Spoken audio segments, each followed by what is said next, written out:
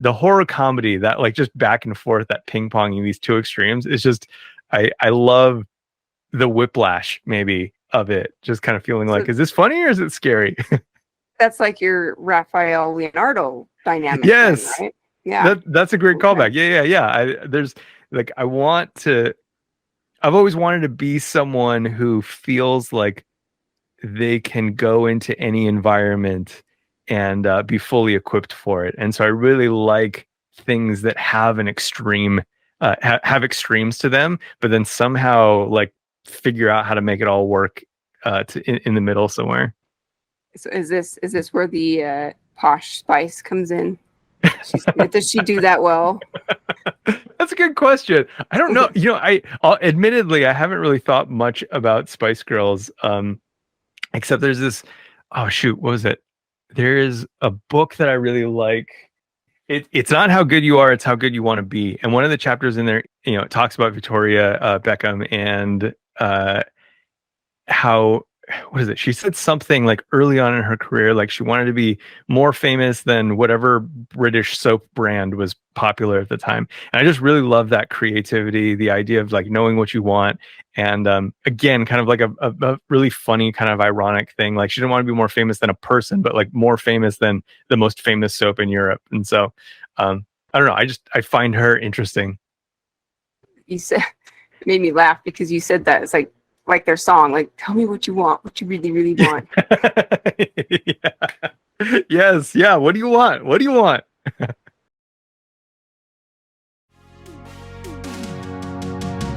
NativeScript is the best framework to address all your mobile dev needs. If you got a computer and basic web skills, you can make a native mobile app with ease. If you got an idea, you can make it come true. There are plugins galore, a big community too. If you love JavaScript, Angular and Vue, NativeScript has got a flavor for you. Visit nativescript.org today. Okay, well, you totally survived our Cool Beans game. Thank you Excellent. for playing with us. But we definitely want to get into the topic. So I actually have a question for you. I want to start off with, I'm just curious, like, do you, both of you, Erik and Michael, are you like Windows or Mac? I feel like as a good host, I should let Michael go first. Okay. I have been a Mac person since I was like an early teenager. I just really appreciated the aesthetic, even in the, OS 8 or 9 days. Like I just thought it was really cool. Both the machines and the operating systems. And I love the minimalism of having a mouse with only one button. All that stuff just stood out to me as being really neat. But in recent years, I have been really fascinated by all the stuff that Windows is doing, all the capabilities that are there. I think Windows is doing some amazing things in both gaming and our artistic stuff. Like the Adobe suite is just like crushing it on Windows right now. So I don't know. I have kind of a renewed interest in Windows these days. How about you, Erik? I think that opinion is really great. Like I grew up when I was a kid on an Apple machine. And then as a young teenager, I learned all about Windows. And I'm talking about like DOS times and things like that. Like I got to experience some of that. So ever since I was young, I've been exposed to both. And the way that I was brought up, or just the way that I experienced life, Windows was like the evolution from Mac, right? Because it really swapped for a while. And every computer everywhere was a PC for a while. They called them PCs and Macs. And then Mac was like disappeared. And then it came back. And I was like, why would we go back to that? Later on, and when I started my career, I was like, oh, everybody's using Macs now. And I'm like, why?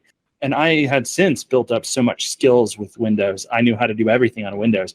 You put me in front of a Mac and I'm like, where are all the customizations, the controls, the everything? And it's like, I don't even know how to access my registry on this thing. And I was just like surprised that it had taken over. But honestly, these days, I can show it. I'm using a Mac right now for my work. So Nice.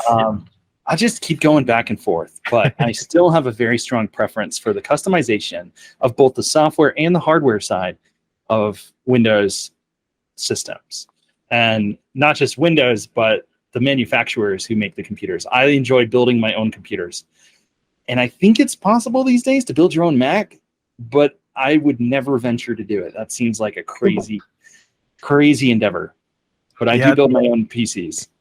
That's a really good point. I feel like the more that I get into streaming and recording and all that kind of stuff, the more I realize that so much of that is a lot easier on a PC because you can buy some piece of, some PCI card and just slot that in and, you're good to go. You have the benefit of hardware doing that thing for you. And you just can't do that with a Mac. And it's kind of sad. So like Exactly. each tool kind of has its strengths and its weaknesses, right? Yeah. And that was kind of my relationship with Apple too. I remember being in school as a kid and they had like those, I'm not familiar with the models and like what they were called, but they were those really like kind of beefy apples that were like, they had different colors on the back. Oh yeah. You know what I mean? Yeah. And they'd like line them up in a row and I don't remember. Emacs or But iMacs? we'd play like Oregon Trail on them, and that's about all that they were good for, really. Like they were just trashy and awful, and I grew up hating Apple. And it took me all the way until, I had pretty much made it through college until I got my first iPhone. And at that point, I was like, this is actually all right. And then I got a MacBook, and I saw how they like would sync together, and I swore I would never go away from a MacBook or from Apple. But I guess like the whole reason I'm asking, the reason I'm wanting to get into this is because I feel like it's something we can all identify with. Like we've all at some point or another really had a strong opinion about to Apple or not to Apple. Like is Mac better? Is Apple better? And I agree with both of you. I think it's kind of one of those instances where like we've been able to kind of go up and down with Apple. Like sometimes it's good, sometimes it's not. And I like what you're saying, Michael, where each tool or each computer seems to have its strengths and its weaknesses. And I think that that's a really good way to kind of think of what we want to talk about today in episode of like uniting the dev community across frameworks, across languages, and just kind of being able to appreciate every framework or every language for what it can do and what it can offer in different scenarios, in different situations, right? So I don't know, I just want to put that out there as kind of like the lead into today's episode. I really like, Michael, the things that you were saying earlier, and I think, I echo a lot of that. I would be very remiss, though, if I went any further into the episode without giving a better introduction of who you are and your background and where you come from. So I just want to make sure we let our listeners know who is Michaen Chan. But so you're currently working as an instructor and a coach on your self-created platform lunch.dev, which I love that because it's like come and get tasty tutorials. And then you're also, like Erik said earlier, you're also the host of the React podcast. But prior to focusing your efforts on teaching and sharing, you also worked as a front-end developer, a designer, and an architect for companies like Sonic Boom Wellness, and Ministry Center Technologies. And then you're also a very respected and sought-after speaker at multiple events. I know you've spoken at some that we've even put on through like the Reliable Web Summit. And then, you're an active contributor to the React framework. So really, like, thank you for coming. We're very excited to have you and to get your contribution and your perspective. So we appreciate you coming. Thank you. And thank you for recounting that. It's always kind of funny because you do your thing and, sometimes you forget that you've done anything, right? It's just kind of like, what's the next thing and what's the next thing? And so thank you for putting all of that together. I really appreciate it. Totally. Well, and I'm curious too, like what do you do at lunch.dev exactly? I mean, I kind of said, but can you tell us a little bit more about your efforts and what you're doing there? Yeah, so it's a project that is in process. I've always wanted to do a little bit more education, and it's something that I'm kind of challenging myself to do and develop. It is like far from really what I want it to be right now, but it is a place where I'm kind of continuing to put up, courses. I have a course that I'm working on right now, just kind of going through like ES6 modules, and I think honestly, like one of the biggest benefits of teaching anything is just the understanding that you get from having to learn it well enough to teach it. And so that's like a big part of my motivation is like usually I'd mentioned earlier my kind of reading disabilities, which kind of roll into general learning disabilities. By the time that I've learned something, I want to have a resource for myself that is the Chan's notes on that thing so that I can quickly come back up to speed on that thing. And hopefully that's also beneficial to other people as well. But largely right now, what I've really been focusing is kind of developing a kind of like a community around learning. And so the primary thing with lunch.dev right now is a Discord that we have, which is discord.gg/lunchdev is the invite code for that. And anyone can join. And we've really done our best with the help of some really awesome moderators to make a place that we hope is a place where people can um, feel like they can get positive feedback on creative endeavors, can just be generally curious about how to improve their web development, etc. And find a place that is a little bit less like dogmatic or like strongly opinionated, because I think we have a lot of that in our community. And then just in general, places like Twitter and Reddit and Hacker News are kind of designed to get people riled up and whatnot.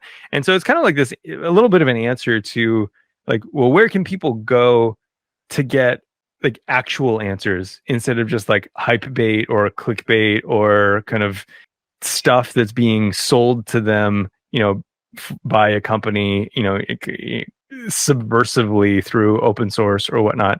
So that's kind of the big thing that I wanted to have a place where we could do that. And so that's the big thing kind of right now. We've been developing that community and kind of working on courses, kind of developing that a little bit over time. But that's kind of the goal part of it. And right now the what we're actively doing is more of the community development side.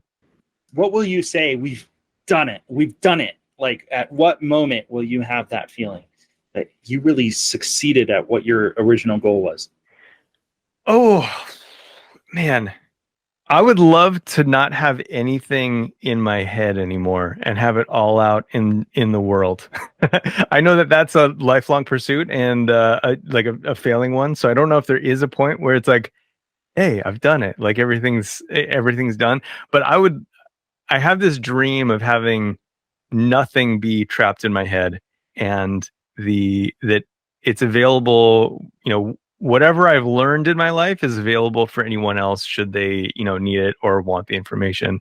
That's my goal. I think honestly, but like the short-term goal is just doing anything on a cadence. Like I'd love to be able to reliably, just like weekly, monthly, year after year, kind of put stuff out there that helps people. I haven't quite gotten to that yet, but that's my near-term goal.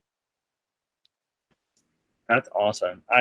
I'm so happy that you shared your goal. It really tells a lot and informs us on just like to know each other's visions of the future and where we see ourselves going. Well, what about where do you see the web going? So before we dive into the subject of today, and we're really close, everyone, so sorry to keep drawing out, but I really need to know, where do you think the web is going, Michael? That's a super open-ended question. Is that unfair? It's such a big question. I love it though. I love big questions. The direction that I hope it's going is just that it gets better. Like that the web becomes a place where we have to know less to make more. I think one thing that's really been challenging about the web but has also been fun at times, right? Is learning how